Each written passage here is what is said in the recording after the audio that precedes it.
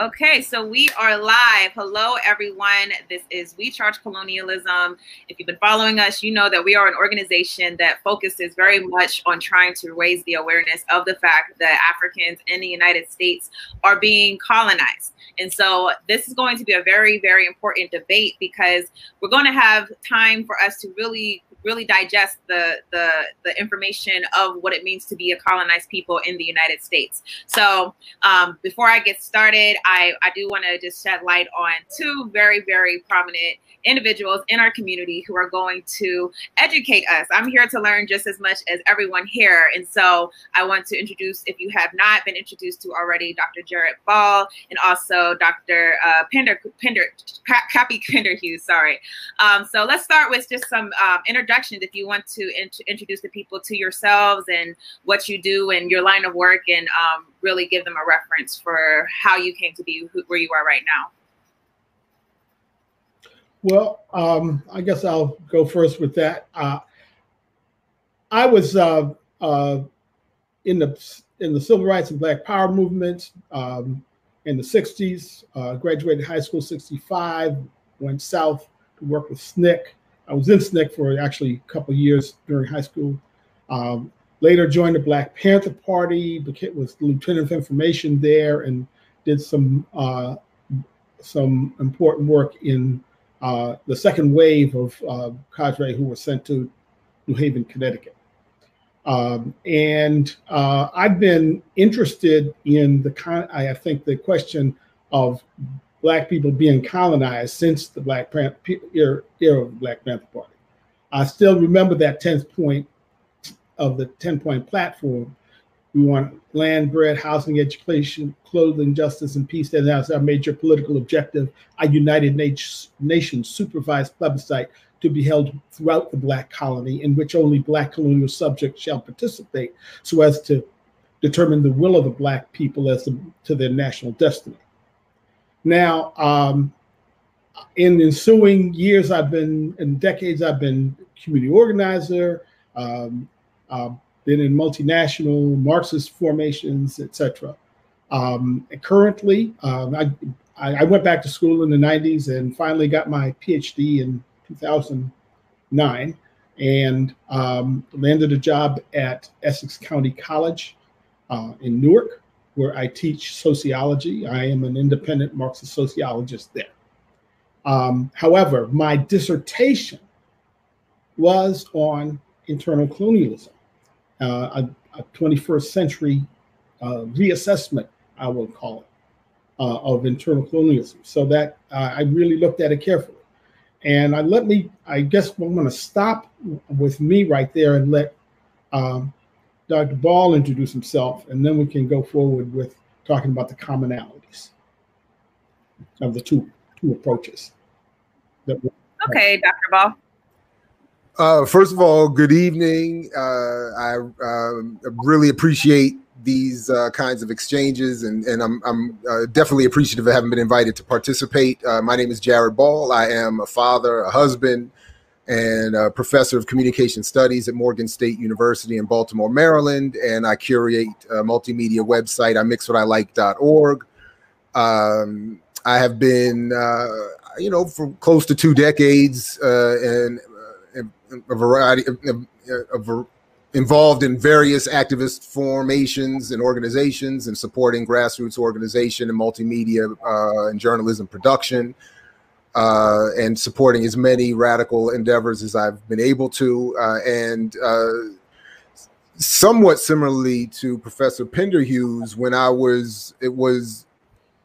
colonialism as an analysis, I had long appreciated from the first time I picked up Malcolm X and Frantz Fanon many, many years ago.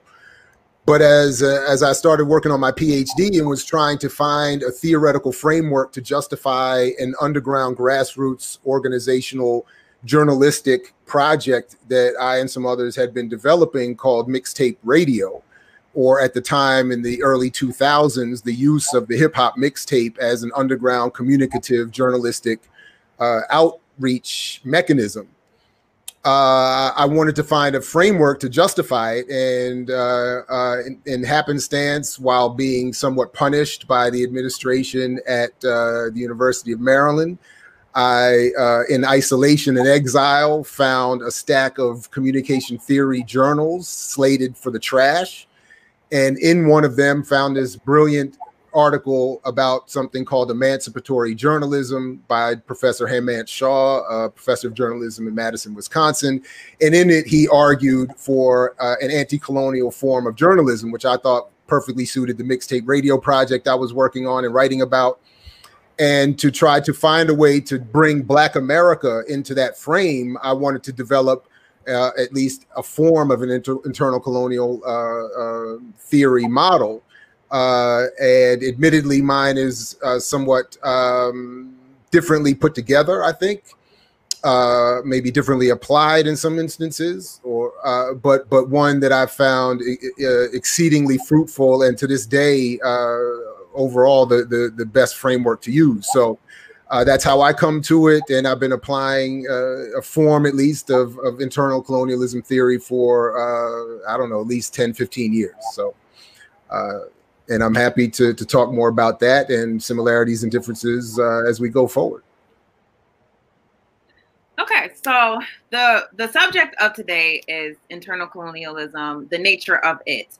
So there are a lot of different theories about internal colonialism, and particularly we're going to deal with the issue of how do you categorize us? Are we a colony as a colony collectively in the United States, or should we be considered a colony based on the neighborhoods that Black people live in? So that's essentially what we're going to be getting at. Before we get to the differences in these two theories, I want to first talk about the commonalities. So for those who don't know what internal colonialism is, what is it? How is it applied, and why are Africans, Black people, why are we colonized in the United States?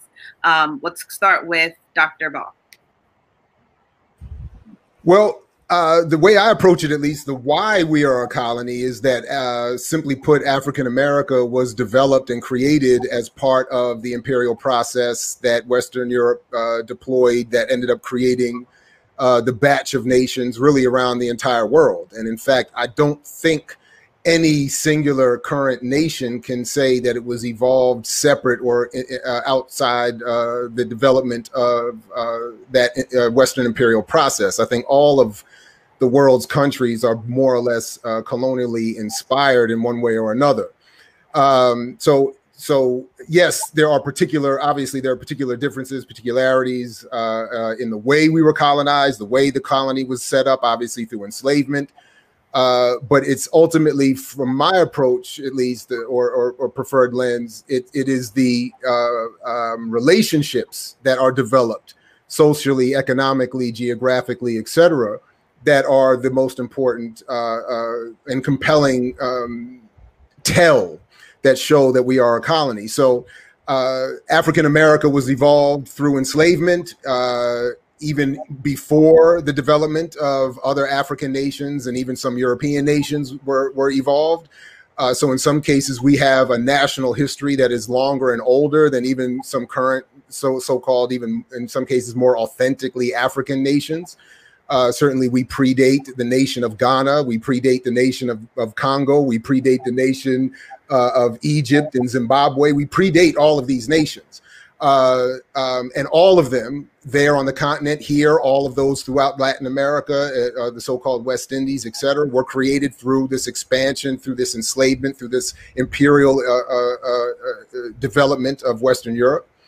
And set up a certain set of relationships. So I just started basing my version off of not only what many in the African world were saying in this country and throughout the diaspora, but I'll simply summarize it by looking at what Aimé Césaire said. Essentially, the colonial situation demands that, one, geographically, a colony be set up in distinction or geographic distinction from its so-called mother country. And certainly wherever we are in this country, Black people end up in isolation vis-a-vis white America. The labor and resources and the wealth produced in those colonies are extracted and repackaged and the benefits and the wealth redound to the mother country, so to speak, as is the case here. Black wealth and black labor, or black labor is exploited, and the wealth produced from it redounds almost entirely to the most elite of white America. And it's also a geographic location where the so-called, as I think Césaire put it, the ills of society can be dumped and blamed. So whether it's drugs, guns, sex work, violence, all of the most egregious products of colonialism can be deployed in Black communities and then targeted both for policing, surveillance, a so-called drug war, but also extraction in terms of, for instance, media for propaganda purposes, to be used to justify the very colonization that predates these conditions in the first place. So if we just look at those basic sets, as I was trying to do, we come up, I think, with something that clearly puts Black America within the colonial process. And therefore, for me, we can use anti-colonial frameworks and theories, which are far more, I think, revealing and substantive than certainly, ideas of democracy and what is it called? Pluralities and so on and so forth, that are the sort of the fantasies of bourgeois capitalism, white supremacy in the United States state apparatus. So that's essentially, in summary, how I've tried to develop and use it, and where I think, being somewhat familiar with Professor Pinderhughes' work, where there's some overlap and commonality, and that's at least where I try to start. Dr. Pinderhughes, do you agree with that as a general definition? In terms of the oppressive circumstances, absolutely, we're on the same page. I want to just, when I did my work, I was looking at the question of internal colonialism as a sociologist initially, and I taught myself historical sociology. I've created my own periodizations, not only for the question of internal colonialism, but also for the Black Panther Party, which, by the way, I'll just mention, I forgot to mention a project I've been working on this summer. And it's available now at blackpantheronline.com. It's my website that offers the opportunity for me to do speaking, presentations, and film discussions via webinar. And there are a number of different resources that are on the website, and more are added each month. But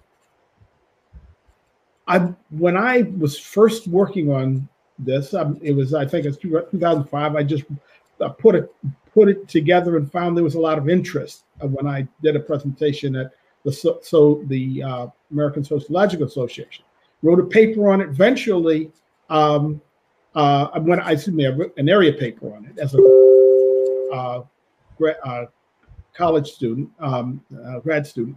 But what I did was, as I got more into it, I realized that this is what I wanted to write my dissertation on. So I put down my first dissertation topic on Black student protest and started focusing on this. And I was able to come out with do a good job on it. But I had to go back to the beginning and look at what was the history, what was the how did this flow, and I wanted to attack the dismissals of internal colonialism theory that I saw in sociology.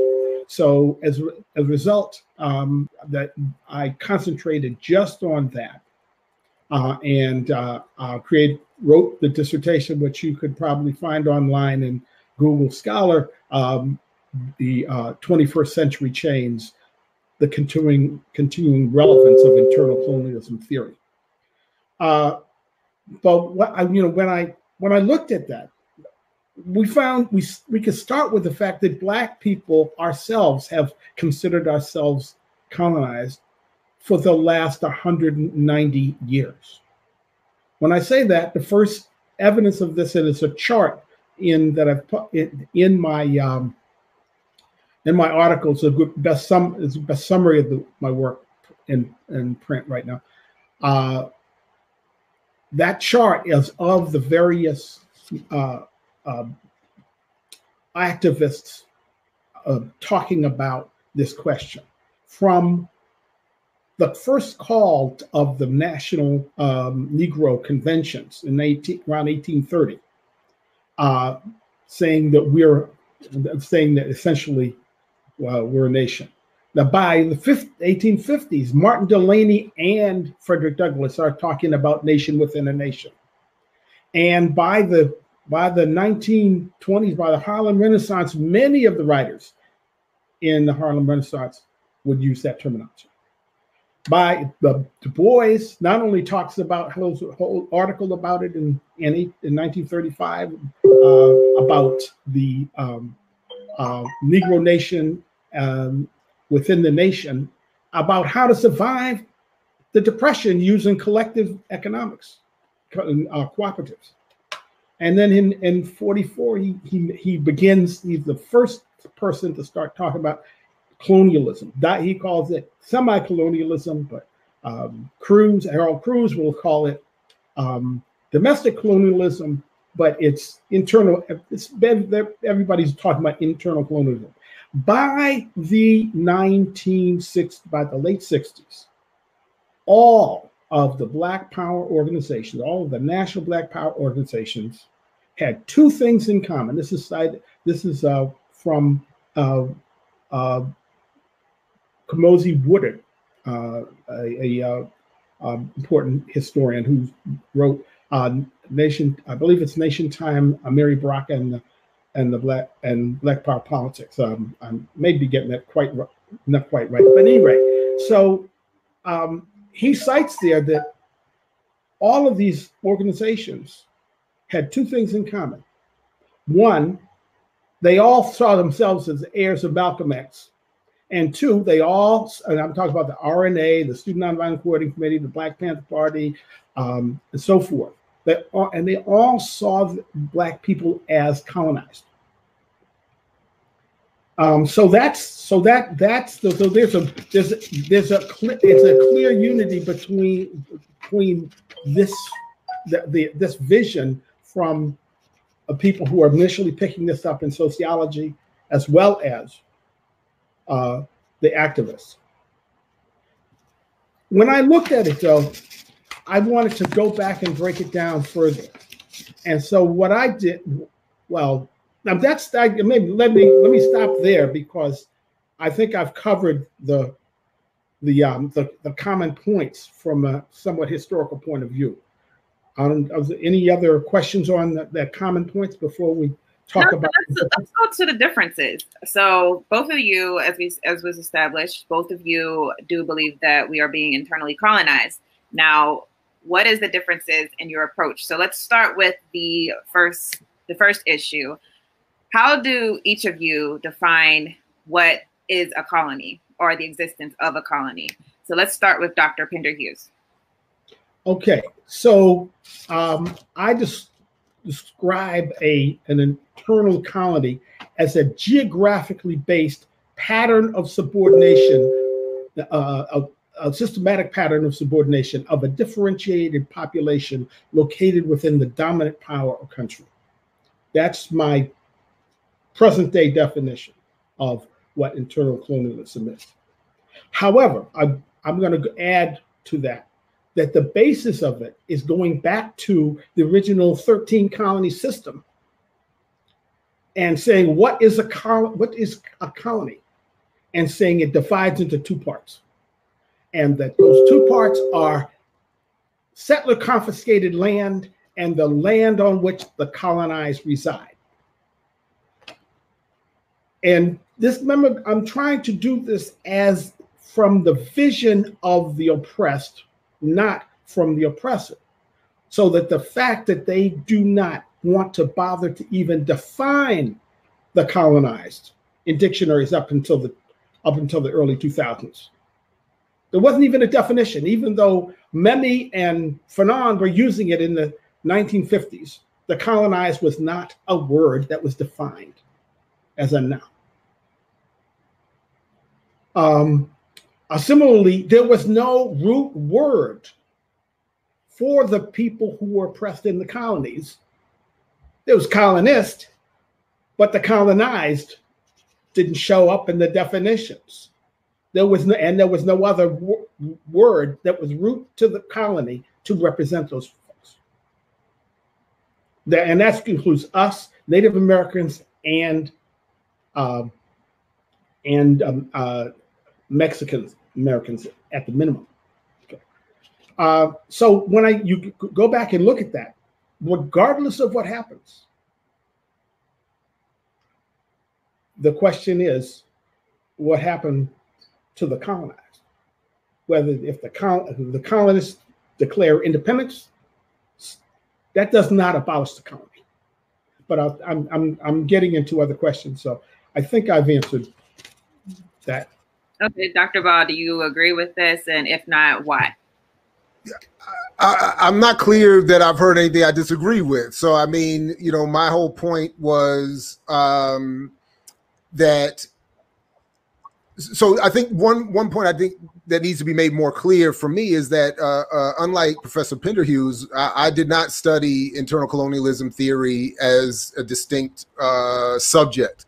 And as I started off with, when I was first putting it together for my own dissertation and the first book I wrote, and at least one, I think, what I would consider strong article on the subject, I was trying to make an argument for why Black people should be considered a colony and why Black people should use a variation of internal colonialism theory as a response. So when, you know, maybe if to the extent I understood what Professor Pinderhughes was saying, I may disagree in the sense that on the one hand, yes, there was no language for the colonized being used, but to his point already made in terms of the National Black Convention, in terms of even David Walker's work, 1829, 1830, and the reference of a nation within a nation, certainly as he mentioned Martin Delany. I know this comes later, but to the extent that Black people were developing an understanding, a collective consciousness in the century preceding that under enslavement, I think there was a clear understanding evolving, whether the language is being used or not, that this nation within a nation did exist, and that it was, maybe for lack of the term itself, a colonial relationship. So for me, I was just trying to say the only real distinction between Black America's colonization and those that we might point to elsewhere was the process of enslavement that developed it, and to a certain extent that it occurred as an internal colony. That's what gave it the internal relationship, because the mother country exists within the same broader national boundary. The internally colonized community is not held in distinction, as would be the case between, say, Spain and Panama, or England and Ghana. But that the white settlers lived here and internally colonized Africans, and pointing to a question that we're going to come to later, other communities as well. And that it's the relationship that I find to be most compelling in terms of the Black community as a colony to the mother country, that it seems very similar, if not, you know, fundamentally the same as existed between traditional colonies and the metropole that they were connected to. And that's the sort of pattern of existence, so to speak, that I think is most relevant and interesting to focus on. So for the most part, I didn't, you know, but again, for the most part, I didn't hear anything that I think is substantially different than what Dr. Pinderhughes said, unless, but I'd be happy to hear if he, you know, substantively disagrees with what I've said. Well, part of this question, okay, so by doing it the way I did it, by going back and saying, what are the components of a colony, the settler confiscated land and land on which colonized resided, you get two effects. One, settler confiscated land never loses that character. 1,000 years from now, we in the United States will, if there is a United States, there will still be on settler confiscated land. And the other question is, what happens to the colonized from that? And what I've been able to show is an organic relationship through history of the life course of the internal colony.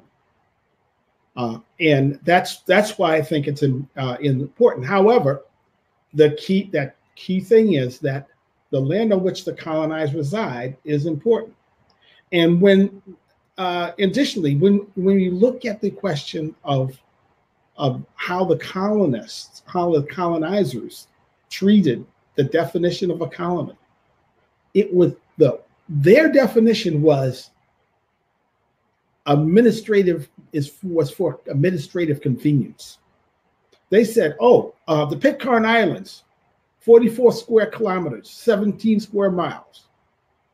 That's a colony. And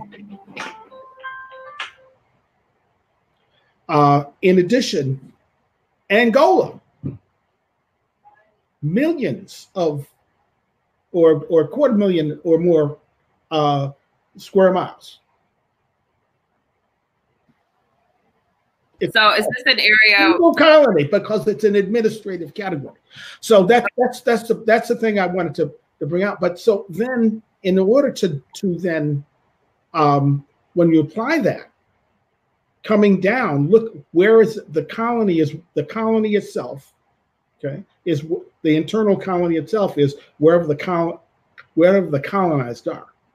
And when the United States expanded after the American Revolutionary War, that bought with the Louisiana Purchase, that greatly expanded the territories open for slavery. And I would argue that more Native Americans came under direct administrative subordination of the United States after the Louisiana Purchase than before. So we have a YouTube comment, Brother Omawale, how are you? He says, it's also important to note that there was never a question on the colonizers' part as to whether free African Americans would be colonized. The only question was where. So is this just an area where we agree on, and is it just a common agreement as to colonialism between all of us?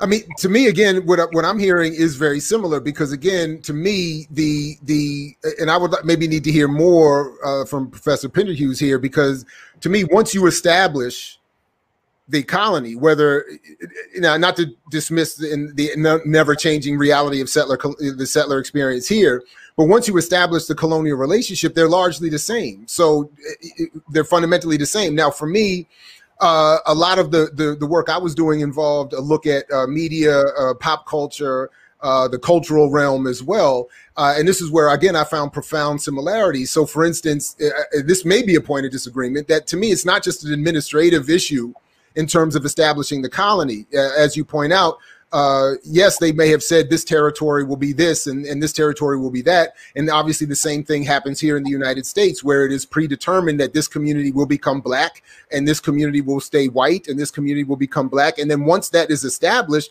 the colonial relationship takes hold, that extractive, hostile relationship on the labor end. But then also culturally, the need, and this is where, again, I would go back to the old Memi, not so much the early Memi, not so much the new Memi, yes. And Fanon and all of them for looking at the cultural impact on the colony, which to me is almost identically the same wherever that situation takes place.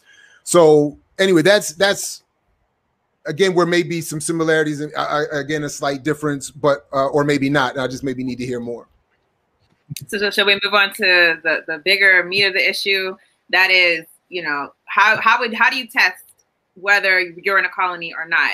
And I want to say this in a framework of to Dr. Ball, and correct me if I'm wrong. You're saying that all of us Black people, we are all in the colony, as opposed to Dr. Pinderhughes. You're saying that where we live as Black people, our neighborhoods, our communities that are basically subject to state surveillance. This is the colony. How do we test these two theories to actually obtain a understanding of what is happening and whether or not what the nature of our colonization, essentially? This can go to Dr. Ball.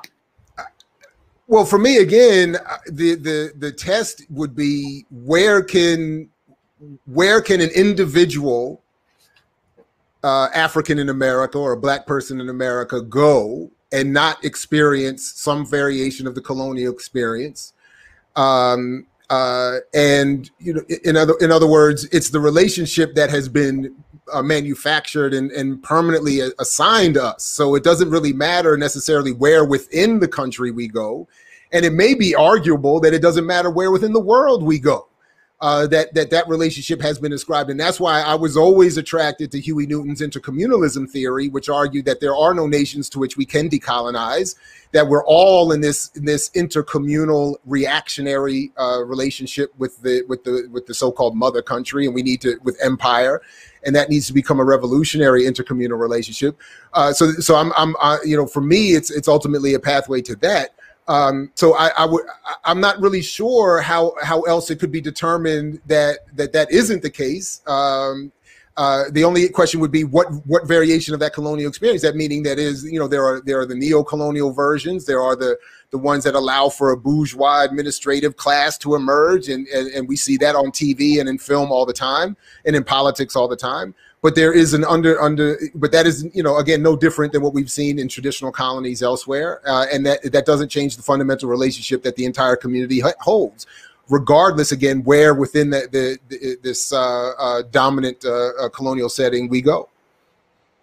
Dr. Pinderhughes, what's your response? Okay, well, first of all, Dr. Ball, we can debate the positive and negative of intercommunalism at another time. As a former Panther, I do have a strong critique of internal colonialism, but that's for another time. You mean intercommunalism? Intercommunalism, yes, yeah. Mm-hmm. That's right. But that's a separate question. There are good points about it, and some major flaws. But anyway, I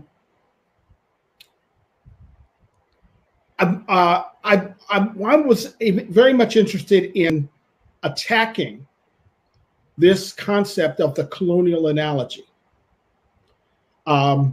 which is the way that one of the main ways that internal colonialism gets dismissed, and certainly in sociology, but I think in general, that no, it's just an analogy. It's like a colony. It's not a colony. No, it's a form of colony. And I actually have an unpublished framework of looking at internal and external, direct and indirect being neocolonial, and endocolonialism, looking at all of those are stages. You try to use looking at the language of description of each of those and only tweaking the really necessary differences between those stages. Now, so I wanted to get to wholeheartedly attack this question of analogy, because it was the way that people would say, well, yeah, we concede that it's analogy, but it's not the same. It's not a colony, really. So go away. And so I said, no. And so by looking at this as with that definition, the land on which the colonized reside, you have to figure out what happens to the colonized. And if the colonized move and they go to a new place, whether it's voluntary or not, and they face another geographically based systematic pattern of subordination in the new location, then that's still a colony. That means the colony can move. That means that explains how internal colonialism can fit into the Great Migration. That means that we can explain the rebellions in Paris or in the suburbs of Paris by immigrants in the mid-2000s, responding to police brutality, where they burned hundreds of cars. We can explain that as there's the land on which the colonized reside. These people emigrated from colonies and former colonies and are systematically subordinated there. So my formulation doesn't just address African Americans. As I said, it addressed the other historically communalized populations in the United States, and can be applied to other settler colony situations throughout the world, in my view. And that's so I feel like it's like it's tighter and more defensible intellectually, and that the only way to not address it is to avoid it. Dr. Ball, I'm sorry, Dr. Ball, what is your response to that? I mean, I don't know that I have one other than to say that the framework that at least I feel like I was developing for use did the same thing. I mean, I certainly don't. I would argue that the form of internal colonialism theory that I was trying to use and still try to use is applicable to other oppressed communities. It's applicable to those same situations that Professor Pinderhughes talks about in other parts of the world. In fact, my entire point, and I couldn't find. I was trying to look for it before today, and I couldn't find it. It's somewhere buried in some things that I wrote that I just couldn't find. But in terms of the citation, but the argument that I'm borrowing from somebody who was writing in a Journal of Black Studies a couple decades ago, or maybe a decade plus ago, that the point of the theory was, or my point of use of the theory was to return, somewhat similar to what Dr. Clark used to say, to restore Black America back to the world stage. That with all of the specialness and particular history of Black people in this country that does exist, that it feels like we are often ignored and left off world stage conversations that involve colonialism and imperialism. And at the time, I was even pointing out, and even at one point tried to ask him about this, and then all of a sudden the email stopped. But when what's my man who wrote The Darker Nations? What's his name? Vijay Prashad, who wrote The Darker Nations. He wrote this book about, a sort of a global look at anti-colonial movements, and didn't mention Black people in the United States. And I wanted to ask him about that, because that to me was indicative of the problem I was trying to, on some small level, address with my small book about mixtape radio, was to say that what we are suffering here is fundamentally, it has its different variation and form, but fundamentally is no different than any other colonized community. And we should be able to bring to bear all of those theoretical responses and approaches, and all of those practical, tactical, militant responses to bear as well. So I'm not seeing the disagreement here. Other than to say that Professor Pinderhughes' work is much more focused directly on the theory and the history of the theory itself, and therefore he's going to clearly find nuances that I would not have found. Let me just also indicate that both a mentor of mine, who, by the way, he shared your perspective, Dr. Ball, that it was that Black people were a single colony, yet he supported me very strongly. That was Rod Bush, who's in his past. But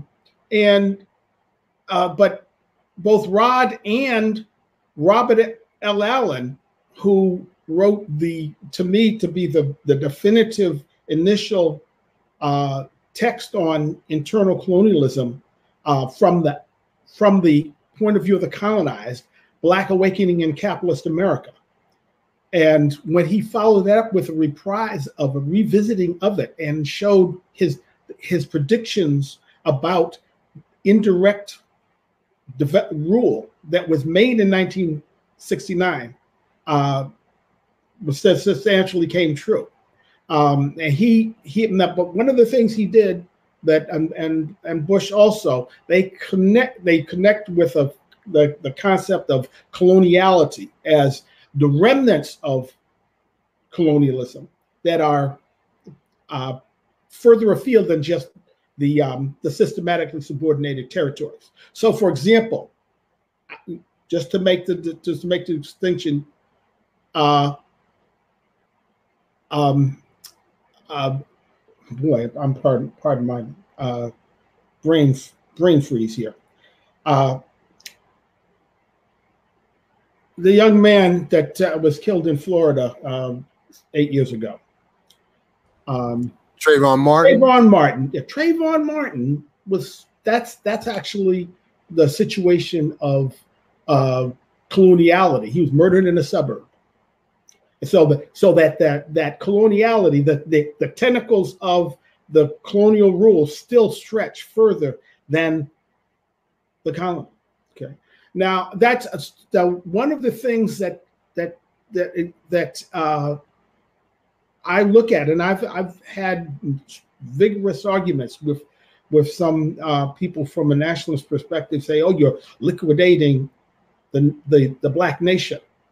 Well, we're dispersed in very different places, and in order for us to make change, we're going to have to make change within the national situation that we're in. We're not going to be able to create an independent country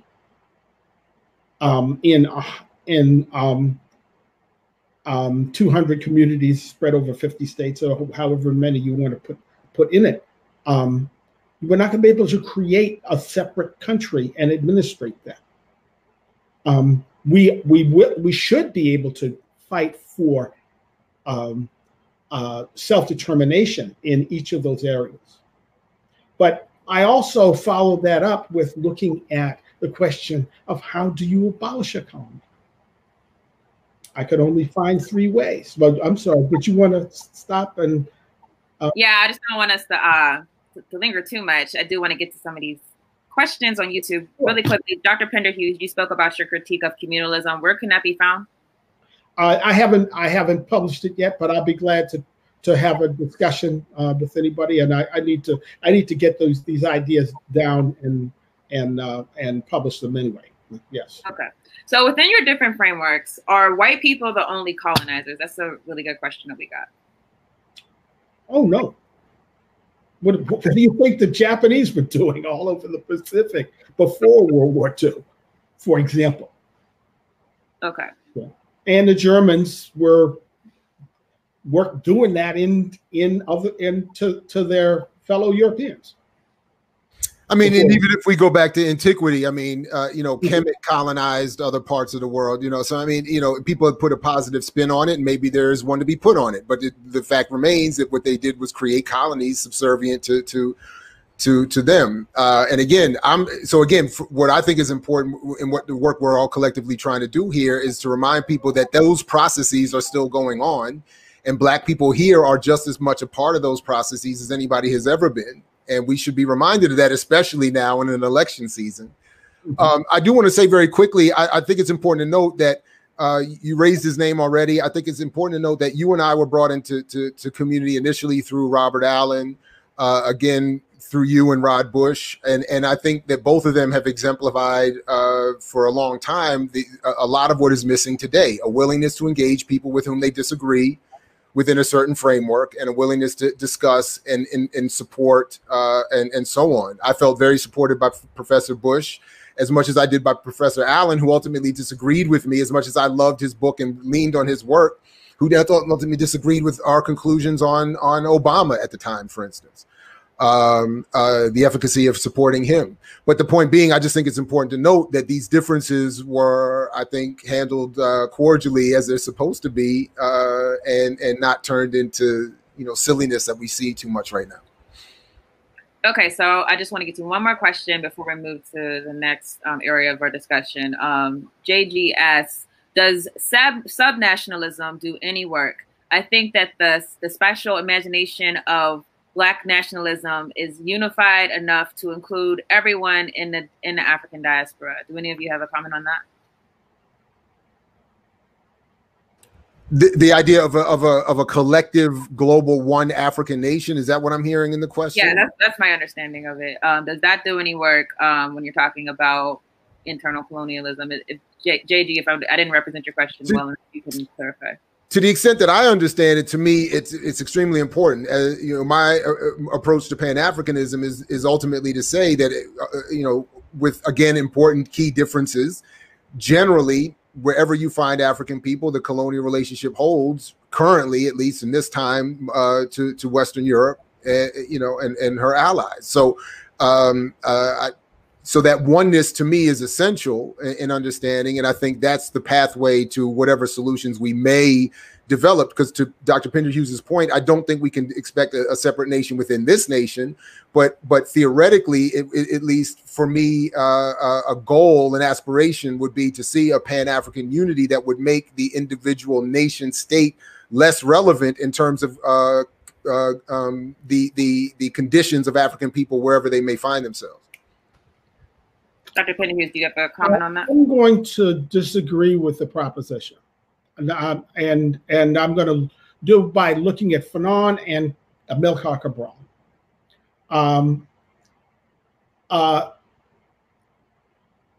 Fanon looked at each of the countries and talked about, well, not each of the countries. He looked at the Algerian Revolution, but he wrote in such a generalistic way that many other people were embraced it. Matter of fact, I was introduced to the book by 2 sub-Saharan African students at my college. I said, "You got to read this book." One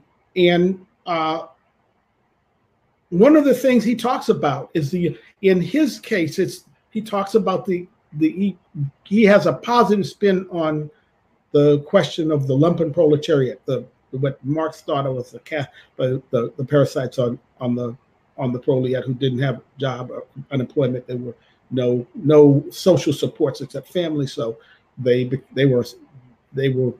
considered them to be very negative. But Fanon says, well, they're important. They're youth that come from the rural areas and they come to the cities and they get educated in the nationalism that's developing there, and they take that back to the countryside, and that begins to knit the colony, which is made up of a number of different groups that primarily identify with themselves, into a nation. Now, and this is in a French colony, and the same thing happened in a British colony, in Portuguese colonies. Portugal was the poorest of the countries of the colonizing countries of Europe, and so they barely developed their country at all. So that kind of development didn't happen. And Amilcar Cabral talks about educating people to a level of a nationalist understanding. Okay, now, so that's what we're facing, and when people in the various countries around the world that have people of African descent in them, there's a portion who are intellectual, who can make that Pan-African connection. But many people are looking at how they survive and given the capitalist system that they're facing. And they don't really, this question of Africa, liberating Africa so that we can enjoy a better situation is not generally on their minds. And so because of that, I think we really need to keep in mind that yes, Du Bois as an intellectual was, some people call him the father of Pan-Africanism, participated in helped to create 5 of those Pan-African congresses before, I guess, World War II. But still, he was talking to like-minded African intellectuals. And unfortunately, it's a great idea. However, my sense of how empire is confronted and how the battle against capitalism goes, where there's a weakness, there's a breakthrough, and then there's back and forth and gains and losses. I think that the unification of Africa is probably going to come after the end of the U.S. empire, not before, unfortunately, because the U.S. empire is up in there. They have an. I didn't know this until I looked up. I was looking at what's going on, trying to look at what's going on in the Mali coup, and one of the people who's was very laid back, but then said he was running the show. He goes to this annual exercise that the U.S. does in Africa to train people. Yeah, it's all AFRICOM, it's all Western corporations, all of these things. You know, this is a decades-long problem where I remember, literally they were talking about at one point, Chevron was controlling Nigeria's military. Yeah. So, the only thing I would want to just add very quickly, just to complicate things a little bit, is that Cabral did not agree that Black people were internally colonized here. So as much as I and others have used and loved his analysis, he did not agree with either of us on that point. And though I've never really found where he fully explains that. But anyway, I just thought to throw that in there. Okay, so regardless of the approach, both of us, all of us, we see that we're colonized. And how do we basically abolish the colony as an African people? How do we abolish it if we are all colonized in the United States? And how do we abolish it if we're colonized in our localized communities? Who did I start with last time? I can't recall. We'll go to Dr. Pinderhughes. You can go ahead. Okay, well, so I had to ask that question. How, part of this question is, if the colony is so durable, it survives, it moves, and so forth. How do you abolish it? And that there was only three ways I could identify. One is the spontaneous collective assimilation as happened with the German, Irish, Jewish, and Italian internal colonies of the early 20th century. Okay, then that's not happening with people coming in the United States today. It's pretty clear, especially not African Americans. Second is ethnic cleansing. Okay. And by the way, we've had at least 3 incidents of ethnic cleansing that have changed the racial composition of cities in the 21st century. The government response to Katrina, the government response, of course, to Maria, and the water policy pursued in Detroit, turning people's water off at a rate of 3,500 a week. Okay. Those policies are ethnic cleansing policies. Anyway, but then the third one is a policy of proactive abolition, meaning pursuing policies of equality of result, not just opportunity. In other words, you may still have an ethnic enclave, but if you abolish the differentials in infant mortality, unemployment, education, housing, etc., then you've abolished the differential relationship, that differential system. Like you still may have an enclave, an ethnic enclave, but it's no longer a systematic subordination to the dominant population. How about that, you, Dr. What? We certainly agree there, and in the work I've done on this issue, the only focus I've maintained any work on or look at was the final point that he makes, Dr. Pinderhughes makes about positive abolition. Mm-hmm. And for that, I have just summarized, simply gone to George Jackson and his 3-pronged platform, only 2 of which, admittedly, I've been willing to engage. So he said that we need to develop a secret army, which I have not participated in. We need to, what I have developed or supported are the development of underground alternative media and journalism and alternative political parties. Because for me, similar, I think, to what Professor Pinderhughes is saying, is that the only way to positively abolish a colony is to have the empire itself be ended one way or another. So if we can end the American empire by a social movement, a political movement that assumes political power and redistributes the wealth that is created to get to the point that Professor Pinderhughes is talking about, where we have equal outcomes and not just opportunity, that would be one way of doing it. And then to also his point, that might help free up the colonial relationships held elsewhere on the planet. And that's the kind of work I have always wanted to be involved in and continue to advocate for now. I would add, this is where reparations, I call it collective reparations, comes in. Collective reparations is the funding mechanism for actually producing that equality result. Okay. So it sounds like, regardless of the theory of internal colonialism that you subscribe to or the nature of our colonization, that essentially the methods that we liberate ourselves are going to be the same. Am I correct? Not quite. Not quite. There's still a question. And I think the events in Wisconsin have raised this question up a little bit further.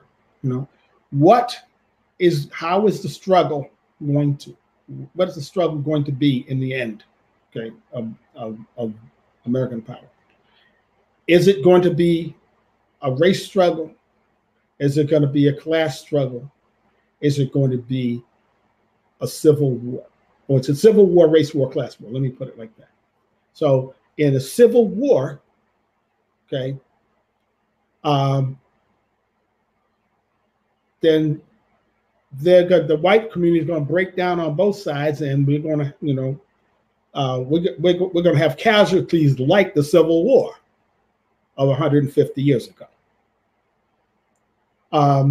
or so. If we don't build alliances with allies who are willing to, and by the way, am I correct that the folks who got killed were white? Yes. Yeah. Oh, I thought one of them was. The other one was a brother, if I'm not mistaken. Thank you for the correction, because it wasn't. That's one of the things that seems to be like being kept under the table for whatever reason.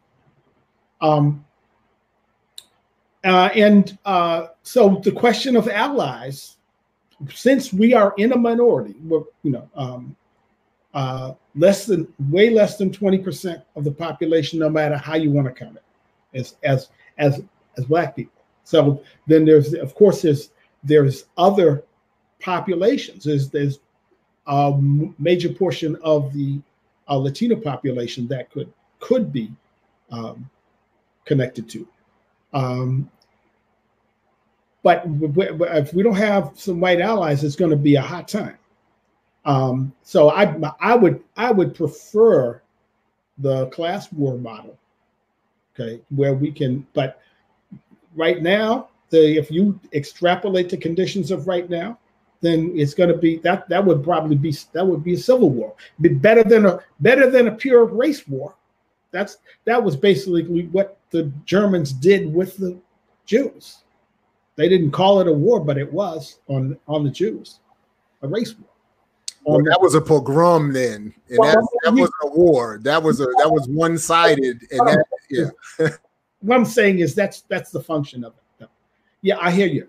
And we've had pogroms here. That 1830 letter from the Negro Convention movement, calling that was acknowledging the 50% of Cincinnati that moved to Canada after the white riot occurred, when Black people started protesting a $500 tax in 1830 money on Black people. But same thing now. I mean, when NBA players go on strike, it may be whatever we think it is, but that is them standing up to say this is not a war. Mm-hmm. They're saying, please stop the pogrom. Mm-hmm. the one-sided abuse. And this is why I think George was right. George Jackson was right analytically. I just think I admittedly, and many among us, are not situated certainly to publicly discuss being a part of a secret army. But his point was part of those. And Daruba bin Wahad said this in an interview recently with me, that the pain has to be felt on both sides, regardless of the formation of the construction of the war, whether it's race, class, or civil. If the pain is only felt on one side, it's not a war; it's just a pogrom. And all we're doing right now is putting our hands up and pleading, to say, please stop the one-sided level of abuse, because there's no black violent response happening against white people or even just the police. So anyway, Okay. Sorry. Go ahead. Okay. So I have one more question from us, and then I think we'll wrap up with one of our questions from our audience. So particularly, Dr. Ball, I know that you are very adamant about preaching against this idea of the Black buying power. How does economics, us subscribing to this idea that we can basically pay our way out of oppression, how does that deal with us being a colonized people in the United States? And how does it hurt the movement to decolonize or to disrupt the colony?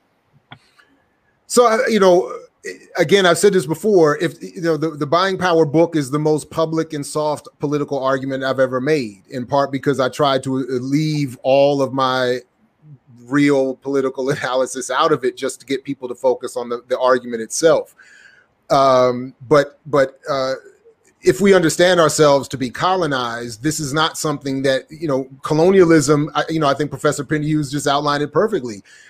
I didn't hear him in any of his potential ways to get rid of colonialism. I didn't hear him say anything about consumption habits or buying habits of the poor being part of the model to get us free. And this is sort of the point. For me, it has always been my use of this analysis or this theory or this theoretical approach has always been about trying to get as many people who pay attention to me as I can to realize that the relationship we have to this economy, to this society, is far more harmful and dangerous, and also necessary to the maintenance of this society than we often want to acknowledge. So we cannot just simply vote it out if voting means following the conventional patterns of voting. We cannot simply consume our way out of colonialism by being more quote unquote financially literate with our money. We cannot, we cannot end colonialism by boycotting or buying black or banking black. These are not, these don't change the relationships, the colonial relationships that have to require much more aggressive and structural, aggressive attack and destruction to break those the colonial binds or the coloniality that Professor Pinderhughes was talking about. So that essentially, simply put, that would be my point there. That if the argument I put in the book argues for public policy and a social movement that calls for a redistribution of the country's GDP to get to the point, without saying it the way he said it, that we have the the equality of outcome, if not opportunity. And then we would be able to get to a more, I think, safe space where we could have the more complicated conversations about what to build and go for next. But essentially, that's my point. That once we understand the colonial relationship, and my point about bringing up the cultural component earlier, is that beyond the geographic or even the political or material purpose of the colony, it is that immaterial purpose of the colony that the Western world and empires require so much, which is the reminder of the false promotion of whiteness as superior. One of the reasons Portugal hung on to its colonies so long, despite being poorest in Western Europe and et cetera, was for just the symbolic a self-concept of being superior and saying to their other European friends, look, we still have colonies too. So this is about projecting a negative images of African and black people to which is the equal component to projecting a superiority of whiteness. Anyway, so there's a whole immaterial component to this as well that cannot just be undone by the simple, again, bourgeois claims of consumption or voting. Dr. Pinderhughes, do you agree? Yes, I do. I want to apologize. This has been a very unusual summer, and it is sitting on my desktop in a PDF, but I have not yet read your book. So forgive me if I'm repeating anything that is in it.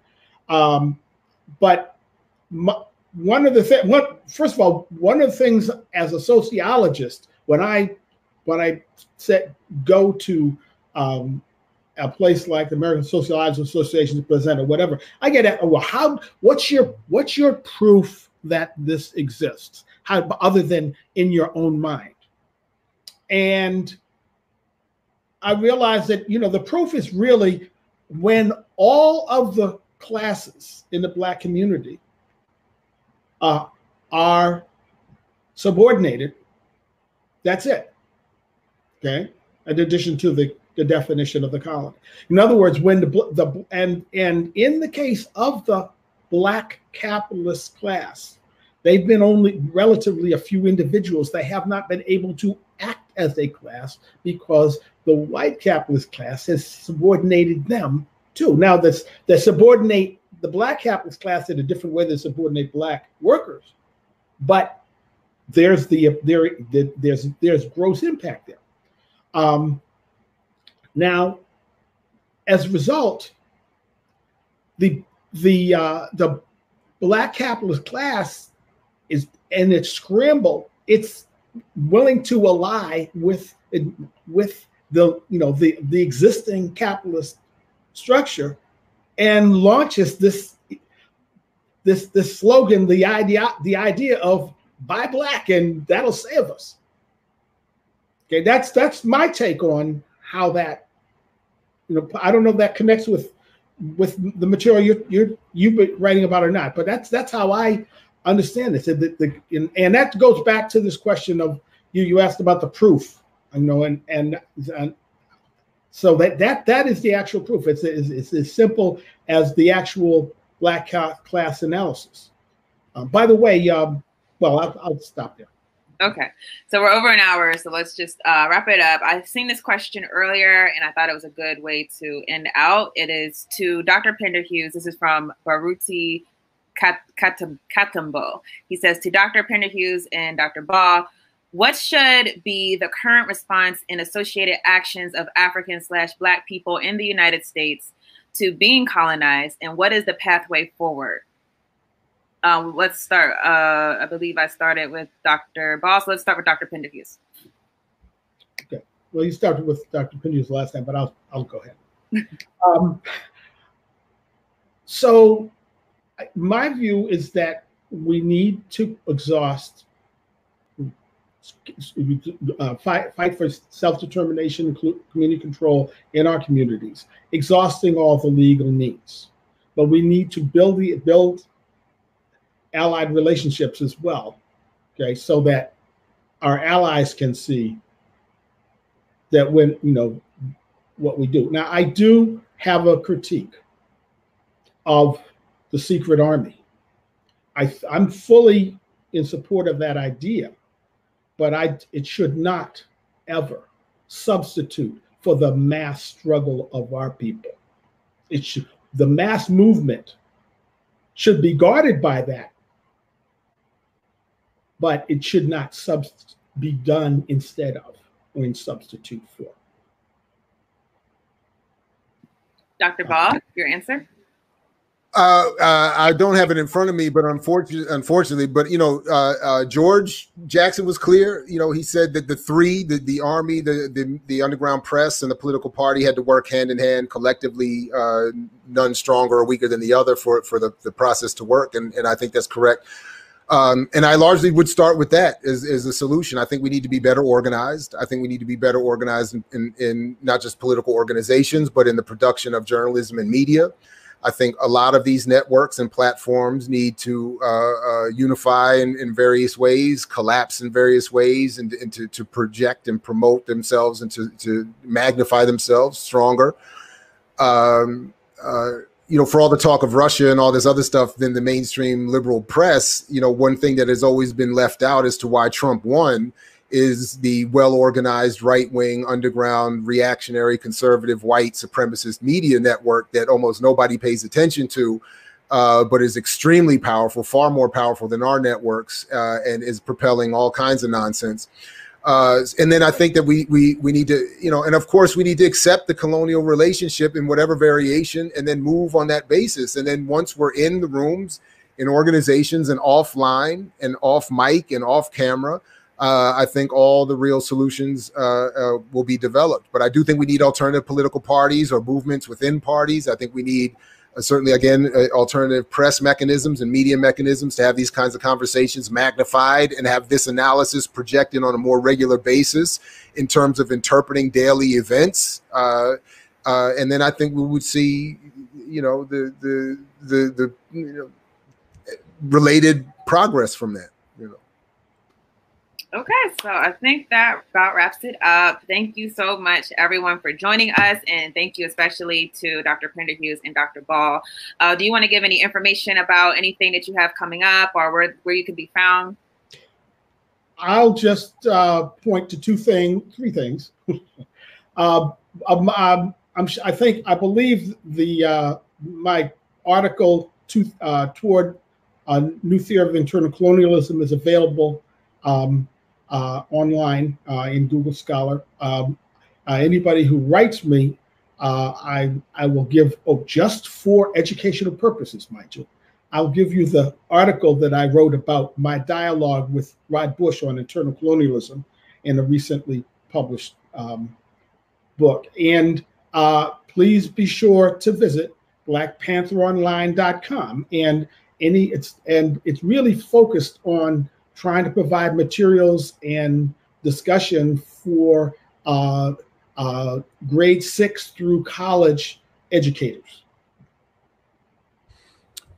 For me, again, thank you for hosting this and for everybody attending. I think this has been great. And all my stuff is at imixwhatilike.org or at imixwhatilike for all your relevant social media. And I'm happy to continue these conversations. We have a pretty good library of stuff on this topic at that website, interviews and essays and stuff as well by me and others that everybody can find. And look forward to continuing this. And thank you all very much.